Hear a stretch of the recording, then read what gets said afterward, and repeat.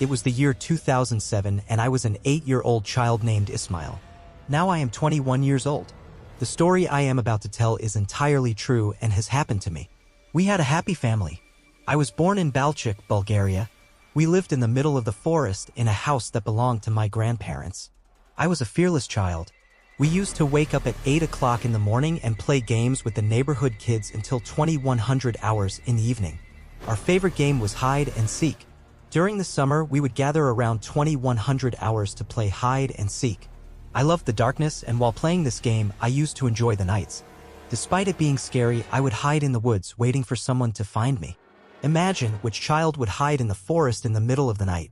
I guess I wasn't afraid, or at least I thought so. Every evening, we would play this game and then comfortably return home until one night. Again, we gathered around 2100 hours to play hide and seek.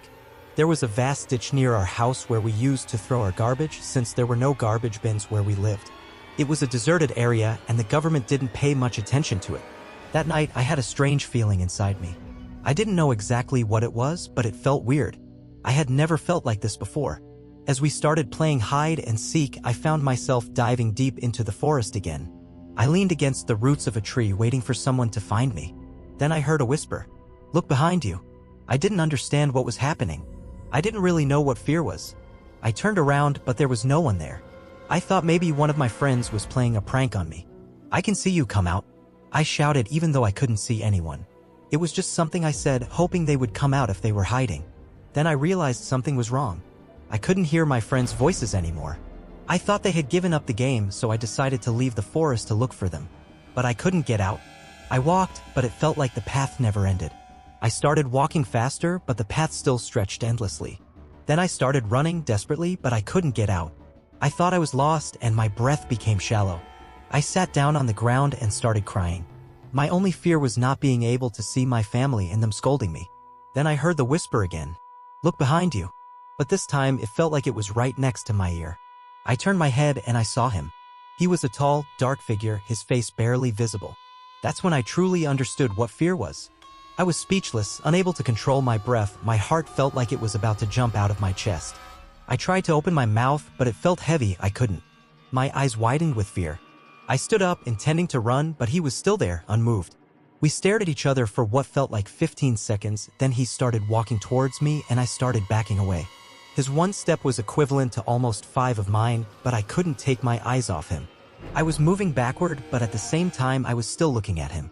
Then suddenly he started running, and I turned around to run, too. I was going crazy, thinking I couldn't escape. Then I found myself in the middle of the road, our street. I ran towards home, but I felt a heaviness in my lips as I ran towards the lights. I entered the house and my family was asleep. I started waking them up, but my voice wouldn't come out. I shook them until they woke up and my mother screamed, asking what was wrong, and she picked me up. While my mother tried to calm me down by holding me, my father began to frantically check around. They were surprised to see that nothing was missing or taken from the house. Then my mother took out the photo album and started flipping through it. Pointing to a picture, she asked, "Was this the woman who came to the house?" When I confirmed it, my mother abandoned the idea of theft and tried to understand what was going on. Then she noticed something. She said the man in the photo was my grandfather. She said he had died in the village years ago, but I had never seen him. I was still in fear. My mother said we needed to close the subject immediately and that she would stay awake until morning. The next morning, my mother, father, and I discussed the incident carefully. My father said I needed to stop being afraid and be brave.